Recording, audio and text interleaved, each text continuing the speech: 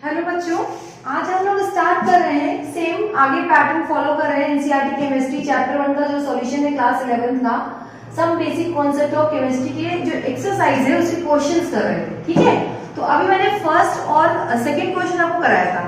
आज मैं यहाँ पे क्वेश्चन करा रही हूँ 1.3 मतलब थर्ड क्वेश्चन आपकी एक्सरसाइज का एंड 1.4।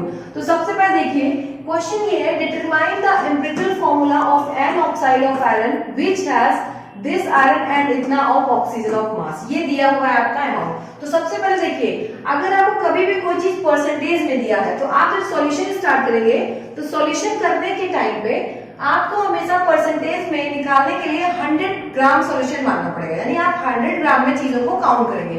तो जैसे मैंने मान लिया कि अगर हमारे पास 100 ग्राम क्या है, ऑक्साइड है। ओके, तो 100 ग्राम ऑक्साइड में मतलब अगर हम 100 ग्राम का 69.9% निकालें तो दैट इज 69.9 ग्राम क्या होगा आपका, आयरन होगा।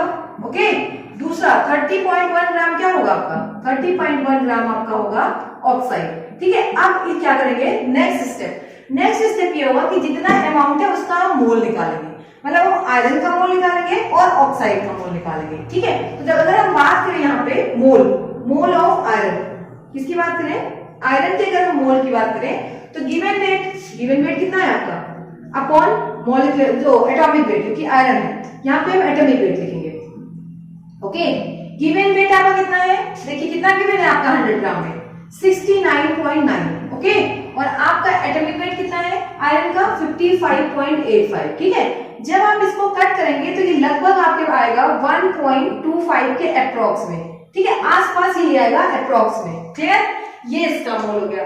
सेम आपको क्या करना है, ऑक्सीजन का मोल निकालना है। तो अगर हम ऑक्साइड की बात करें, ठीक है, किसका मोल ऑफ ऑक्साइड, तो आपको पता है कितना दिया हुआ वेट है, दैट इज 30.1 ग्राम, और एक ऑक्सीजन का एटम का वेट कितना होता है 16। तो जब आप इसको कट करेंगे तो लगभग ये भी कितना आएगा 1.85 समथिंग ऐसे ही आएगा। आप कैलकुलेट करके देख लीजिएगा, ये आपका आया।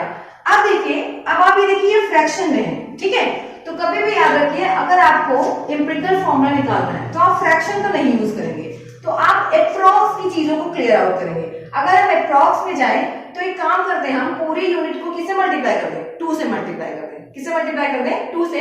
तो अगर हम अप्रॉक्स लिए हैं तो इसको हम सिमिलर मान के रखते हैं, लगभग 1 के आसपास। कितना मान लेते हैं, 1 मान लेते हैं।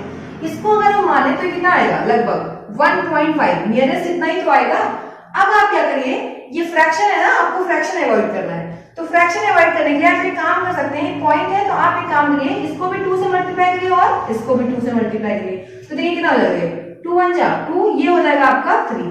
मतलब एक बात तो क्लियर है, उस फॉर्मूले में आयरन कितना होगा, आयरन लगभग 2 एटम होंगे और ऑक्सीजन के कितने एटम होंगे, 3 एटम होंगे। तो आपका फॉर्मूला तैयार है। देखिए आपने क्या लिखा, आयरन लिखा, उसके बाद क्या लिखा, ऑक्सीजन लिखा।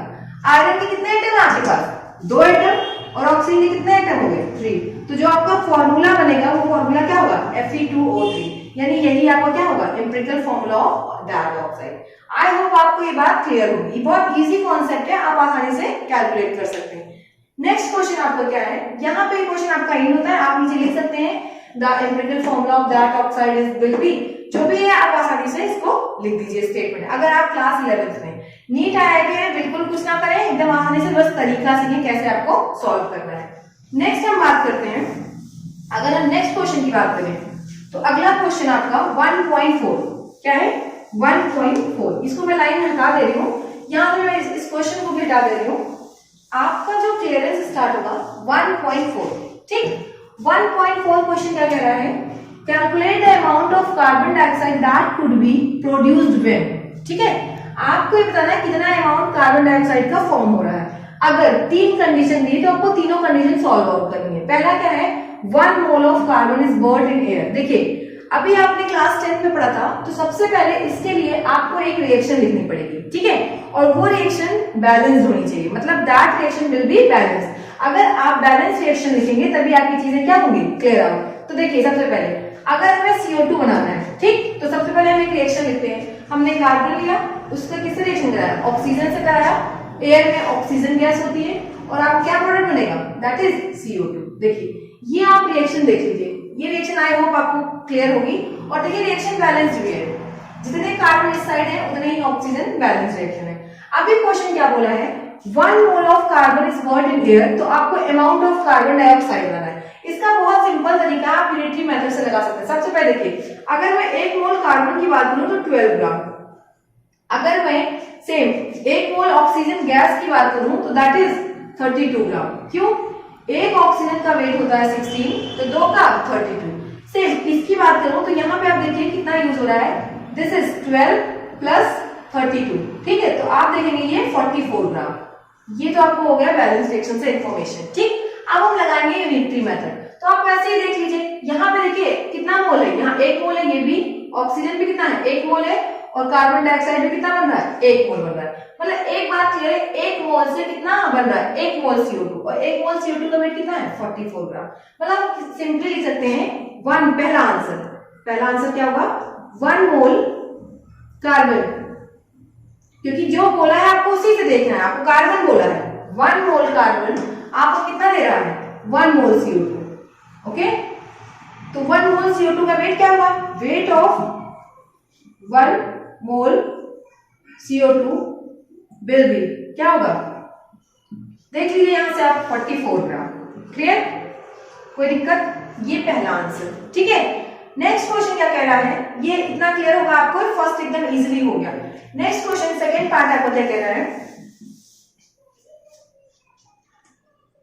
सेकंड पार्ट देखिएगा, कह रहा है 1 mole of carbon is burned in 16 gram of oxygen. देखिए यहाँ पे कुछ कंडीशन दे दी है, कार्बन तो आपका फिक्स है, लेकिन इसने ऑक्सीजन क्या कर दिया है, कम कर दिया है। देखिए 1 मोल कार्बन का मतलब कार्बन आपका फिक्स है, यानी कि कार्बन में कोई चेंज नहीं देखना है। चेंज किस में हो रहा है 16 में। तो देखिए अब देखिए यहाँ पे 1 मोल के लिए 32 ग्राम कार्बन चाहिए था, राइट। तो यहाँ पे ऑक्सीजन क्या हो रहा है, कम हो रहा है ना। तो अब जो रिएक्शन चलेगी वो किसके अकॉर्डिंग चलेगी, अकॉर्डिंग टू ऑक्सीजन, क्योंकि यहाँ पे इन्होंने क्या बोला है ऑक्सीजन के अकॉर्डिंग बात की है। तो देखिए सबसे पहले फिर यूनिटरी मेथड लगाएंगे, 32 ग्राम ऑक्सीजन, 32 ग्राम ऑक्सीजन कितना दे रहा है CO2 44 ग्राम, राइट, यही दे रहा है एकदम अकॉर्डिंग टू डाटा। दूसरा तो 1 ग्राम कितना देगा 44 अपॉन 32, राइट, ये CO2 का अमाउंट होगा। पूछा कितने का है 16 ग्राम का, फिर देखिए तो 16 ग्राम कितना देगा, सिंपली यूनिटरी मेथड, यानी कि कितना आंसर देगा 22 ग्राम ऑफ CO2। अब देखिए ये आपका हो गया कितना 22 ग्राम CO2 देगा। अच्छा अगर अगला क्वेश्चन मान लीजिए यहाँ तो नहीं दिया है, अगर मैं पूछ लेती कितना मोल दे रहा है CO2 का, तो आप देखिए 44 था, इसका आधा हो गया, यानी अगर मोल की बात करेगा तो 0.5 मोल क्या देगा CO2। ये बात आपको थोड़ा सा क्लियर करना है, बस इजिली चीजें हो जाएंगी। आपका आंसर यहीं पर खत्म होता है, बट आगे के लिए मैंने बात की है। नेक्स्ट अगर हम बात करें, नेक्स्ट क्वेश्चन क्या है, इन्होंने बोला है 2 मोल्स ऑफ कार्बन। अभी क्या कर दिया इन्होंने 2 मोल कार्बन कर दिया, कहानी बदल दी है, ठीक। अभी कार्बन कितना था 1 मोल, अब कितना हो गया 2 मोल। तो देखिए जब ऐसा केस आता है तो हमको डिसाइड करना पड़ता है एक लिमिटिंग रिएजेंट। आई होप आपने नाम सुना होगा लिमिटिंग रिएजेंट। सिंपली हम मान लेते हैं जो कम अमाउंट में रहता है और रिएक्शन जिसके अकॉर्डिंग चलती है, ठीक है, क्योंकि देखिए जो कम रहेगा वो कंज्यूम हो जाएगा। तो यहाँ देखिए 1 कार्बन एक्सेस में था, एक्सेस में ऑलरेडी था, 2 मोल कार्बन दिया, कोई मतलब नहीं, क्योंकि यहाँ पे ऑक्सीजन भी दिया है, दोनों को वेरी किया है। तो देखिए 16 ग्राम ऑक्सीजन मतलब यहाँ 32, 1 मोल के लिए हमको 32 ग्राम चाहिए, बट अभी दिया कितना है 16। तो लिमिट कौन करेगा रिएक्शन को, ऑक्सीजन। तो फिर से रिएक्शन किसके अकॉर्डिंग चलेगी, एकदम सिमिलरली जैसे पहला सेकेंड आंसर था सेम वैसे चलेगी। तो 2 मोल्स भी आपको कितना आंसर देंगे।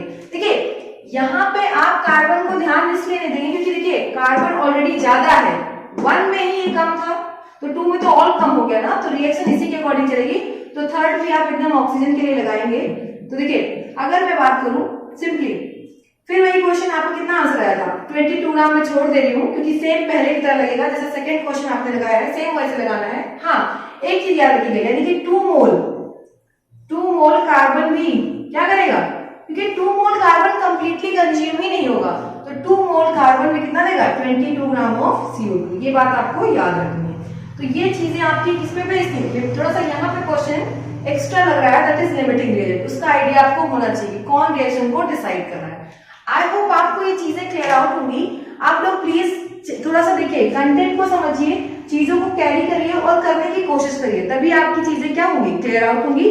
देखिए ये चीजें आपके लिए बहुत जरूरी है, स्पेशली नीट और आईआईटी के लिए। आप 11th-12th में एक बार छोड़ भी देंगे तो दिक्कत है कि छोड़ना नहीं चाहिए, 11th-12th में भी आपको छोड़ना नहीं चाहिए, बट एक बार नीट और आईआईटी के लिए आपको प्लीज एक्सरसाइज आपको कैरी आउट करनी पड़ेगी, क्योंकि देखिए ये क्वेश्चन आपको कंफ्यूज कर सकता है। तो आप करिए, try to your best and all the best.